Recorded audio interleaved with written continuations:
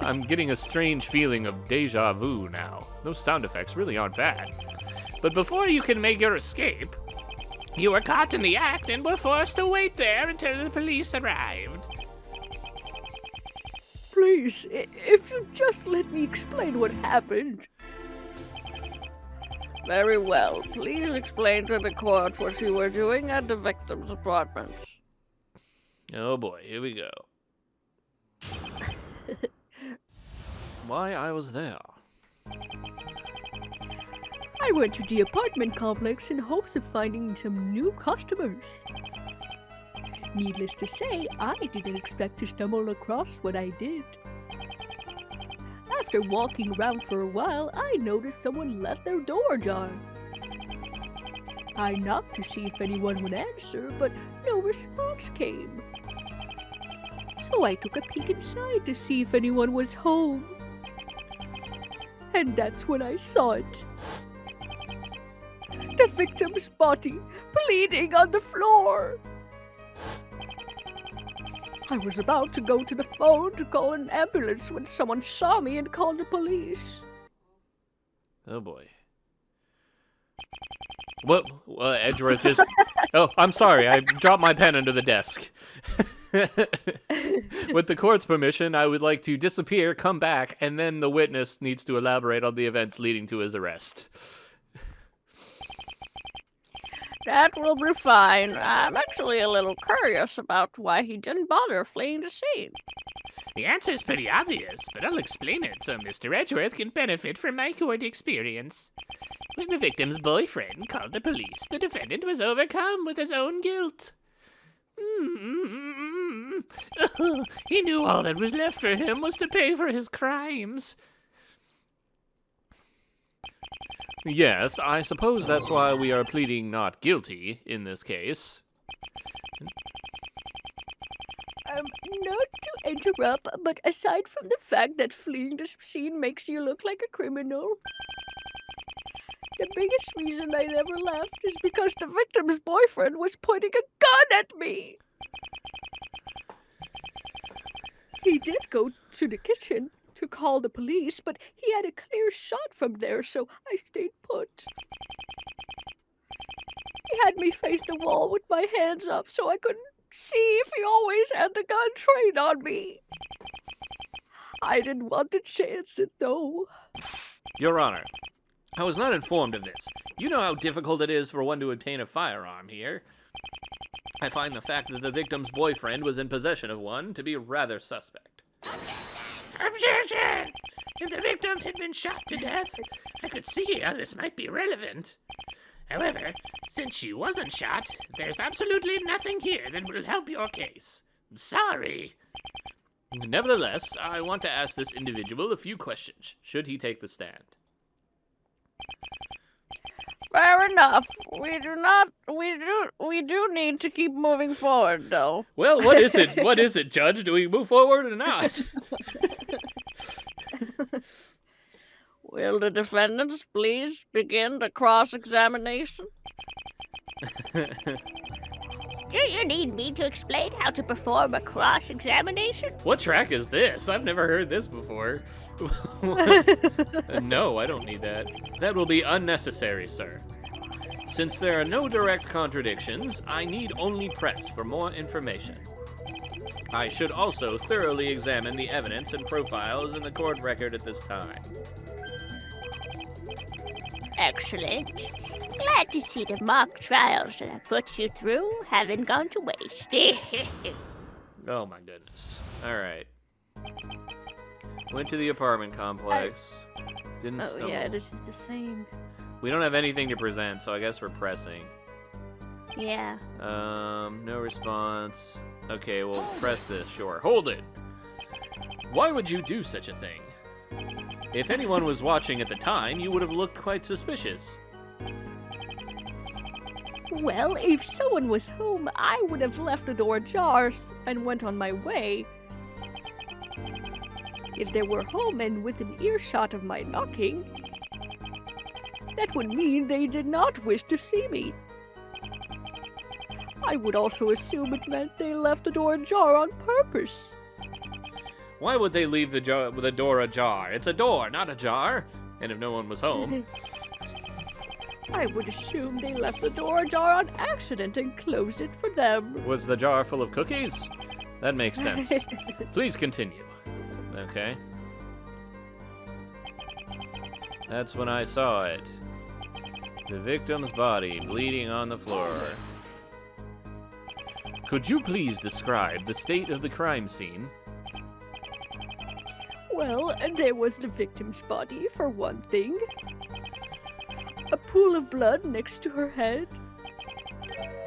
And a bloody knife, which I assume was the murder weapon. That's rather intriguing. It may prove useful to add Sawett's statement about the knife to the court record. Alleged knife added to the court record. Would you kindly add that last statement to your testimony? If you insist.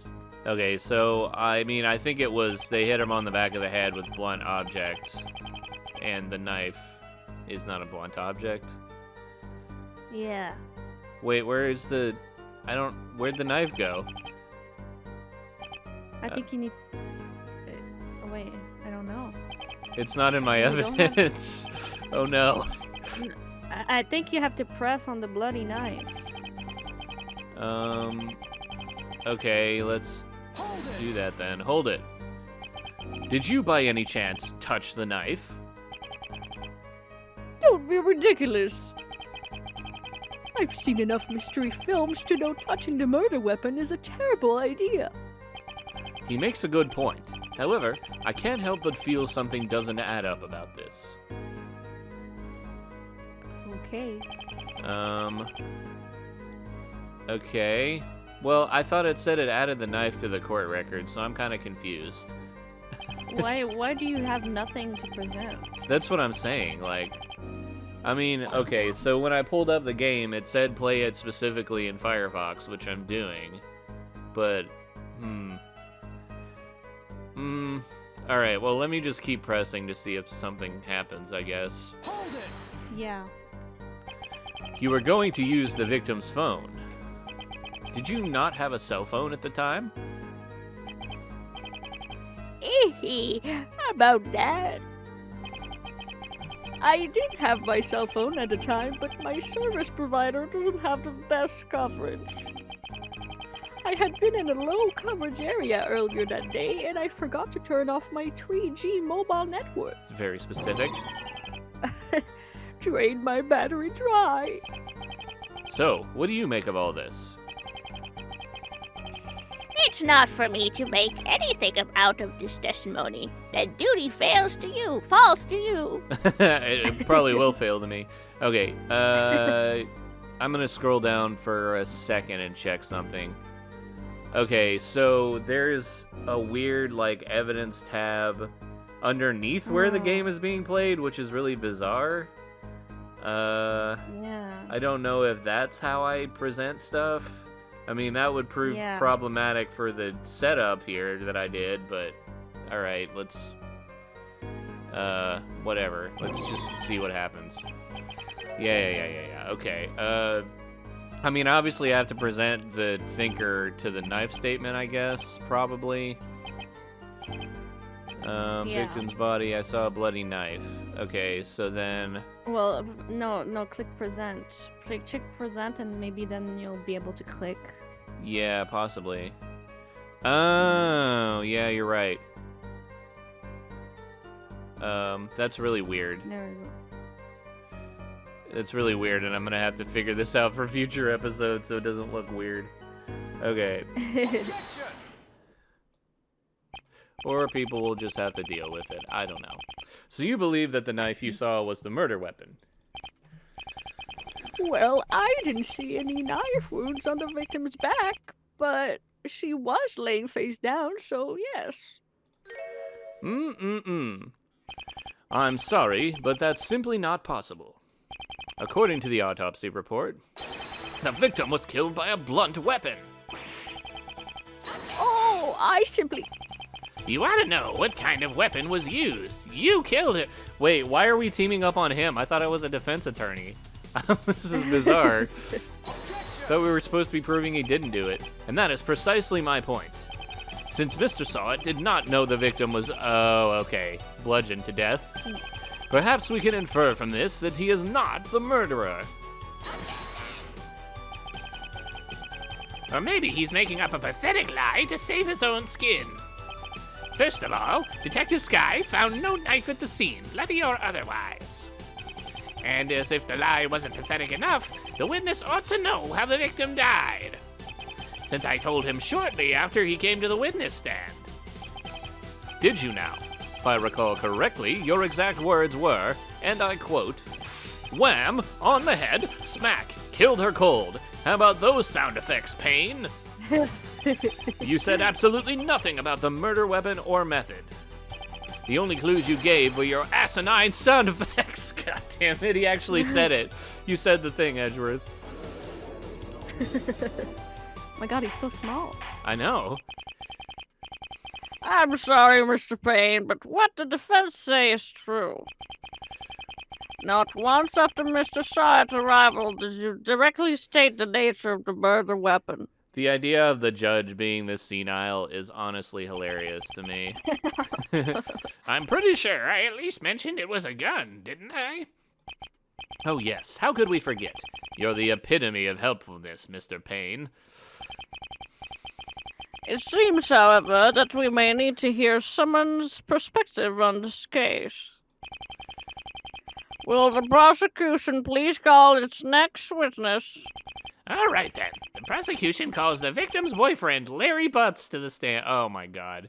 Alright, I guess I can do Larry, maybe. Oh my god, Larry. Witness, please state your name and occupation for the court. My name is Larry Butz, and I'm the entrepreneur of sorts. I'm an entrepreneur. Well, now the voice roles are imbalanced again. Maybe you should just do Larry. There's so many characters. I want to do the other. I want to do the murderer. Okay. Well, the alleged murderer. I don't know. That's fine. Yeah, okay, yeah, I'll yeah. do Larry. My name is Larry Butz, and I'm an entrepreneur of sorts. Would you please explain what you mean by entrepreneur? Well, right now it means I'm unemployed, attempting to get my next big break. La, la, la, la, la. A while back, however, I had designed this device called the Snapper. It would let you turn your lights on and off by snapping your fingers. There we go. That's the voice. Hey, that sounds like something I could use in my chambers. You bet your old ass. Mr. Butz, you are aware of the device called the clapper, correct? Oh, now I'm just going into my actual judge voice. God, Jesus. Does the exact same thing, only with claps instead of snaps. That's the thing. I designed the snapper first, but apparently more people are able to clap than snap. So when the clapper came along, it kinda stole a little bit of my thunder. You can check the patent office to confirm this if you'd like. I really don't think that will be necessary. Larry Butz. Where in the world have I heard that name before? Hey, Edgy. Oh, fuck. Man, it's so hard, like, voicing so many characters. Hey, Etchy, is that you? Dude, I haven't seen you in, like, ages. Looks like you're now a defense attorney to boot. Not too shabby, man. Ugh, wait a minute. It can't be. Not him. Miles, is everything all right? I'm okay. It's just that I recognize this guy from grade school. My classmates had a saying back then. When something smells, it's usually the Butz. How droll. In all seriousness... What? In all seriousness, Butz seemed to have a difficult time keeping himself out of the principal's office. If he's involved in this case, I don't imagine that to be a good thing. That may be so. But don't let yourself be fooled by Preconceptions. preconceptions based off of his behavior 20 years ago. Remember, in court, evidence is everything. Wait, what if Larry's actually the murderer in this universe? That would be crazy. No. You're right. I should just wait and see what he has to say. What's the matter, Reggie? No greeting for your old friend? You're right. I apologize. I cannot find words to express how it feels to see you again. Let's Done Project.